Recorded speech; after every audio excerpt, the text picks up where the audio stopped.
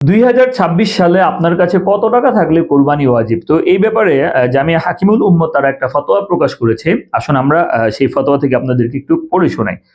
কুরবানির নেসাব রূপার বার এর বর্তমান 17 জিলকদ 1447 হিজরি পাইকারি বাজার মূল্য অনুযায়ী কুরবানির নেসাব তথা 52.5 ভরি রূপা 612.36 গ্রাম এর মূল্য প্রতি ভরি 3,400 52.5 দিয়ে পূরণ দিয়ে 1,78,500 টাকা। অতএব তারা বলতে যাচ্ছে যে 1,78,500 টাকা তারা কুরবানির নেসাব নির্ধারণ করেছেন। তারা বলেন প্রাপ্তবয়স্ক ও সুস্থ মস্তিষ্ক সম্পন্ন যে মুসলিম নরনারীর মালিকানায় 10ই জিলহজ ফজর থেকে 12ই জিলহজ সূর্যাস্ত পর্যন্ত সময়ের মধ্যে প্রয়োজনের অতিরিক্ত উপরে বর্ণিত পরিমাণ সম্পদ থাকবে তার উপর কুরবানি ওয়াজিব।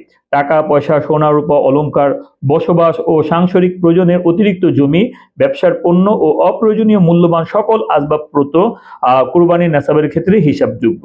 সুতরাং কারো মালিকানায় যদি 7.5 ভরি বা তার চেয়ে বেশি স্বর্ণ 87.48 গ্রাম থাকে তা যে কোনো রূপেই হোক, যেমন স্বর্ণের বার অলংকার কয়েন স্বর্ণের অন্যান্য সামগ্রী ইত্যাদি, তাহলে তার উপর কুরবানি ওয়াজিব। যদি কারো মালিকানায় 52.5 ভরি বা তার বেশি রূপা থাকে তা যে কোনো রূপেই হোক, যেমন রূপার বার অলংকার কয়েন ও রূপার অন্যান্য সামগ্রী ইত্যাদি, তাহলে তার উপর কুরবানি ওয়াজিব।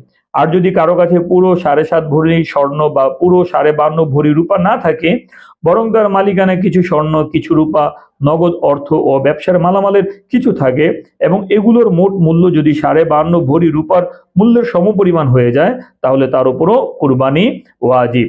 এক কথায় বলতে গেলে তারা বলতে যাচ্ছে যে 1,78,500 টাকা যদি কেউ 10, 11, 12 এই 3 জিলহজের মধ্যে যদি সে এত পরিমাণ সম্পদের মালিক থাকে, তাহলে তার উপর কুরবানি ওয়াজিব। তো আশা করি ভিডিওটি আপনাদের কাছে ভালো লেগেছে।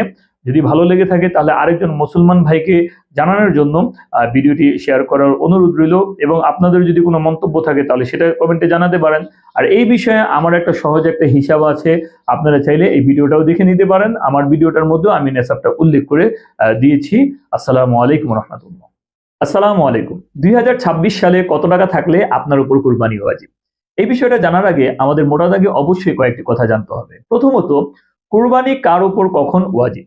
এক্ষেত্রে ওলামায়ে কেরামরা বলেন প্রত্যেক প্রাপ্তবয়স্ক সুস্থ মস্তিষ্ক প্রত্যেক মুসলিম নরনারীর উপর 10ই জিলহজ থেকে নিয়ে 12ই জিলহজ সূর্যাস্ত পর্যন্ত সে যদি প্রয়োজনের অতিরিক্ত নেসাব পরিমাণ সম্পদের মালিক হয়ে থাকে, তাহলে অবশ্যই তার উপর কুরবানি ওয়াজিব। এখন প্রশ্ন জাগে যে কুরবানির নেসাবের ক্ষেত্রে হিসাবযোগ্য পণ্য কোনগুলো, আমরা কোনগুলোকে নেসাবের অন্তর্ভুক্ত করব?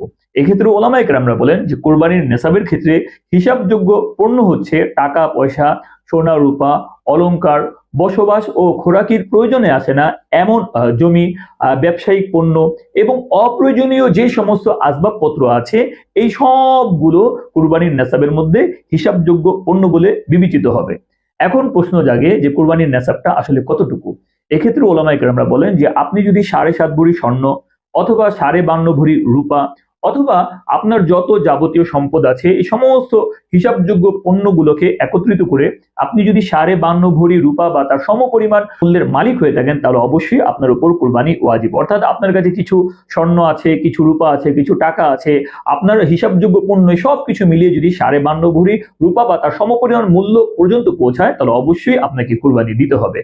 অতএব আপনি যদি আজকের হিসাব করেন যে কত টাকা থাকলে আপনাকে কুরবানি দিতে হবে, আজকে হচ্ছে 9ই মে, 9ই মে হিসেব যদি করেন তাহলে বাজুসের হিসাব অনুযায়ী আপনি একটু রূপার রেটটা আমরা একটু দেখি যে বাজুসের রূপার রেট কত করেছে।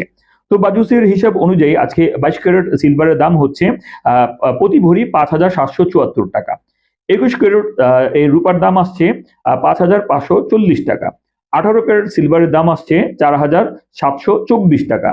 আর সনাতনী অনুযায়ী রূপার রেট আসছে 3,558 টাকা। তাহলে আমরা সনাতনী যে রূপার যে দামটা আছে সেটাকে ধরবো, সেটাকে ধরে 3,558 এটাকে আমরা 52.5 দ্বারা ভরি দ্বারা এটাকে আমরা পূরণ দিব, তাহলে আমাদের রূপার নেসাবটা বের হয়ে যাবে।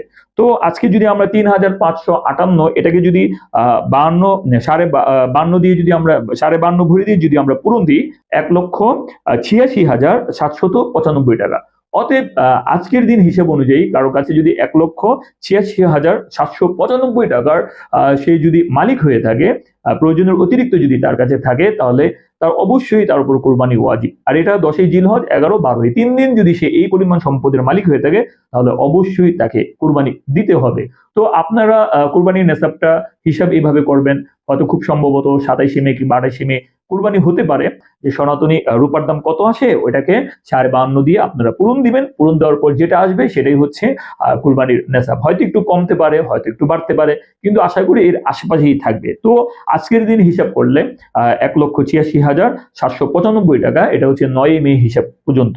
তো আপনারা এটা জিলহজ মাসের 10 তারিখে হিসাব করবেন, 11 তারিখ, 12 তারিখ এই 3 দিন হিসাব করবেন।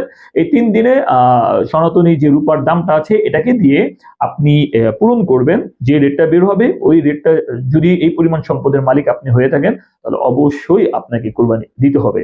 কুরবানির এত বেশি ফজিলত যে আল্লাহ নবী সাল্লাল্লাহু আলাইহি ওয়াসাল্লাম বলেন, মা আমিলা ইবনু আদামা মিন আমালি ইয়াওমান নাহরি আহাব্বা ইলাল্লাহি মিন ইহরাকিদ দামি। কুরবানির দিন আল্লাহ সুবহানাহু ওয়া তাআলার কাছে বনি আদমের সবচেয়ে প্রিয় আমল হচ্ছে একমাত্র কুরবানি দেওয়া।